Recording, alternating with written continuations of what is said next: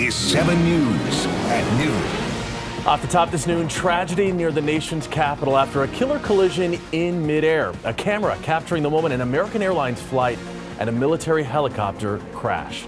A live look at the recovery efforts on the Potomac River. The almost 70 people on board between both aircraft believed to be dead.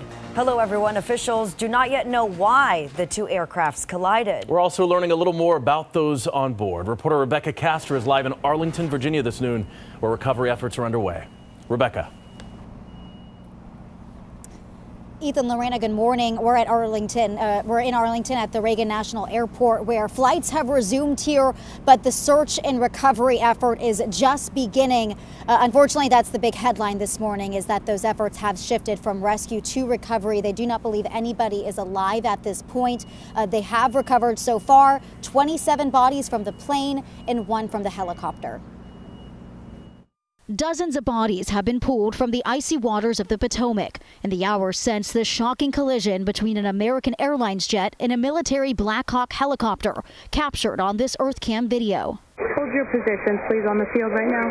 Both the helicopter and the plane crashed in the river. All runways are closed. Nobody's landing. No one's moving at all. I just saw a fireball, and then it was just gone. The jet, which was carrying 60 passengers and 4 crew members, was about to land at Ronald Reagan National Airport after taking off from Wichita, Kansas. U.S. figure skaters, coaches, and their family members are just some of the passengers confirmed to be on board. They were returning home from a training camp in Wichita following the U.S. Figure Skating Championship. The helicopter, which was on a training flight, had 3 soldiers on board. Officials say these were routine flight patterns. It was a fairly experienced crew, and that was doing a required annual night evaluation. They did have night vision goggles. As we wait for more information, President Trump and his administration says this tragedy could have been prevented. Do I think this was preventable? Absolutely. You should be assured that when you fly, you're safe. And President Trump just gave remarks. Here's a little bit about what he had to say. This was a dark and excruciating night in our nation's capital and in our nation's history, and a tragedy of terrible proportions. As one nation, we grieve for every precious soul that has been taken from us so suddenly. And we are a country of, really, we are in mourning. This is really shaken a lot of people, including people, very sadly, from other nations. So President Trump started off his remarks there saying a tragedy like this should bring the nation together. But his remarks quickly turned political as he started to cast blame on previous administrations for DEI policies he says could be involved for the reason of this tragedy. Ethan and Lorena, back to you. Right, Rebecca, team coverage continues now with 7's Olivia DeVenti with more audio from air traffic control in the immediate aftermath of the crash. Olivia. Lorena, we are hearing the moments air traffic control operators became aware of this crash and learned it was a military helicopter that collided with this commercial plane. Crash, crash, crash. This is alert 3. Crash, crash, crash. This is alert 3. Crash, crash, crash. This is alert 3. Where's the alert 3? It is off the approach end of runway 33. Approach end of runway 33. Helicopter crash. Helicopter CRJ. Approach end of runway 33. Helicopter CRJ. Where are we? The approach end of runway 33, a mile off final. Tower, this is operations. Was that a Kilo and a CRJ? That is affirmative. Kilo CRJ, approach end 33. Tower ops. Yeah, go ahead. Do we know what helicopter company? Pat. Pat? Yeah. Is that military? Yes. All right, so you are taking a live look now at the Potomac River where recovery operations are underway. 28 bodies have been recovered, and that is of last update. A sightseeing cruise company is assisting in those recovery operations. You can see that on your screen. Secretary of Defense Pete Hegseth speaking during a news conference that wrapped up just minutes ago. Take a listen to what he had to say. The military does dangerous things. It does routine things on the regular basis. Tragically, last night, a mistake was made. And I think the president is right. There was some sort of an elevation issue that we have immediately begun investigating at the DoD and Army level. Army CID is on the ground investigating. Top-tier aviation assets inside the DoD are investigating, sir, to get to the bottom of it so that it does not happen again, because it's absolutely unacceptable. So we have learned the soldiers in that helicopter were a young captain, staff sergeant, and a CW2 chief warrant officer.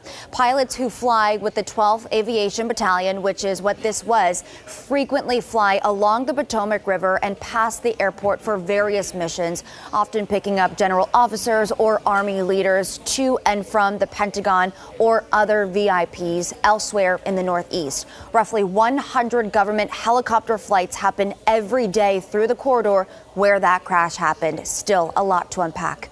In the Satellite Center, Olivia DeVenti, 7 News. All right, Olivia, and we know members of the U.S. figure skating team were on board that flight.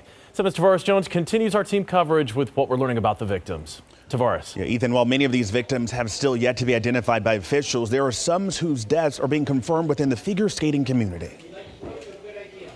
Midair crash along the Potomac River just before 9 o'clock Thursday night, involving American Airlines regional jet flight 5342 and a military helicopter training flight, has rocked the figure skating community, as several athletes and coaches are among the victims. The CEO of the Figure Skating Club of Boston sharing more on the tragic loss. 14 skaters returning home from the National Development Camp at Wichita, Kansas, put on by U.S. Figure Skating, were lost in the plane crash at Washington, D.C. Of those 14 skaters, 6 were from the Skating Club of Boston. 2 coaches, 2 teenage athletes, and the athletes' moms. One of those victims includes figure skating athlete Spencer Lane. This video of him on the ice shared to social media just 1 week ago. According to the Kremlin, 2 Russian figure skaters were on board, along with other Russian nationals. 2 were coaches. The 2 coaches, Zhenya Shishkova and Vadim Nomov, top coaches. They were the 1994 World Pair Champions, and they came to us in 2017. Family and friends showing up to the Reagan Washington National Airport late Thursday night, unsure of what to expect. Tell me again, sir, who was on the flight that you know of? My daughter's best friend and her mom. And who had been traveling to DC, obviously. For what purpose? She was on a athletic trip. She was on an athletic trip. Yeah. And based in Kansas, yeah. Yes. Yeah. And what do you think of what you've heard? I haven't heard much. I got off work and I came straight here to be with my friends. So. Yeah. As for the military personnel who also died, officials say they were not senior level. As recovery efforts continue, this horrible tragedy leaves so many broken. These kids and their parents, they're here at our facility in Norwood 6, sometimes 7 days a week. It's a close, tight bond. And I think for all of us, we have lost family. Well, American Airlines says the pilots on that commercial flight were fairly experienced.